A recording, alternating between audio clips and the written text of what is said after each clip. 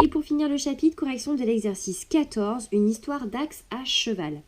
Reproduire le symétrique de la figure bleue par rapport à l'axe rouge. On pourra commencer par construire le symétrique des points repérés.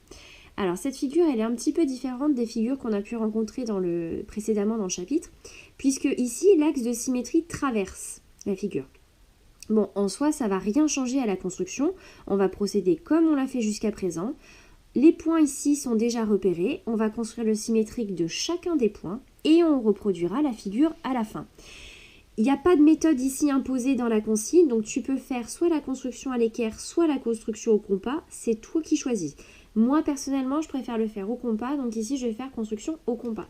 Donc, pour ce faire, je place, comme précédemment, 2 points sur mon axe, et on y va. Je vais commencer par construire le symétrique du point A, que je vais appeler A'. Allez, on y va. Hop, ensuite, avec le deuxième point. Ouais, bon, c'est un peu limite là, donc je vais prolonger mon premier arc de cercle qui n'est pas assez grand. Si ça t'arrive, on panique pas. On revient juste en arrière avec la mesure précédente et on reprolonge notre arc de cercle. Donc ça, c'est A'. Ensuite, symétrique du point B. Donc mon point B étant de ce côté de l'axe, il va se retrouver de l'autre côté. C'est normal. Alors, on y va. Hop.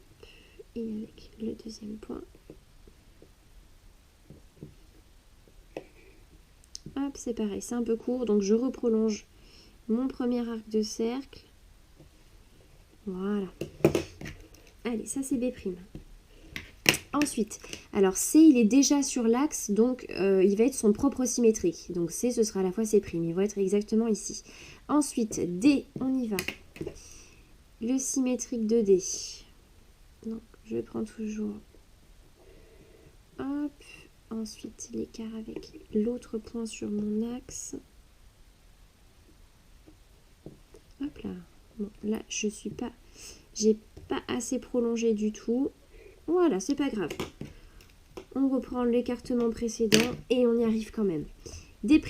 Ok. Ensuite, E. Il est là-bas, E.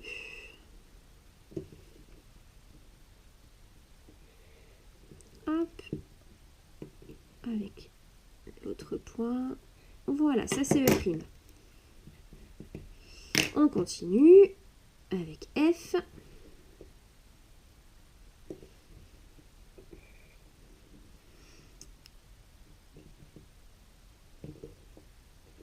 Et ça c'est F'. Allez, on poursuit. Le point G.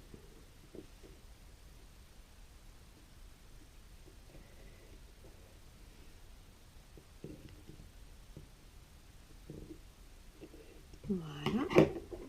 Donc ça, c'est G'. Hop. On a construit tous les symétriques des points. Donc maintenant, on relie ce qu'il faut ensemble. Alors, je peux faire... Ici, on a le segment AB. Donc moi, sur notre dessin, on va relier A'B'. C'est le symétrique du segment AB. Voilà. Ensuite, je vais pouvoir faire mon segment C'B'. Alors, mon point C', il est au même endroit que le point C, hein, comme il est sur l'axe de symétrie.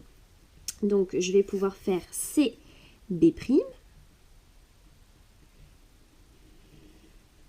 Voilà.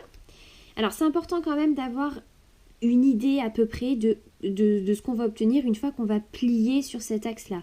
Comme l'axe traverse, c'est normal que cette partie-là se retrouve de ce côté de l'axe et c'est normal que toute cette partie-là, on la retrouve de ce côté de l'axe. Allez, ensuite, on continue. Donc, on va faire DC', qui est ici. Donc, pour les segments, c'est bon. Ici, on a un demi-cercle à faire de centre E qui va du point D au point F dans le sens des aiguilles d'une montre. Ça veut dire que une fois que je vais passer de l'autre côté de l'axe en symétrie, je vais aussi partir de D pour aller vers F, mais dans le sens inverse des aiguilles d'une montre. Donc je vais aller de D' à F' dans l'autre sens. Hein. Donc je vais de D' à F'. Voilà.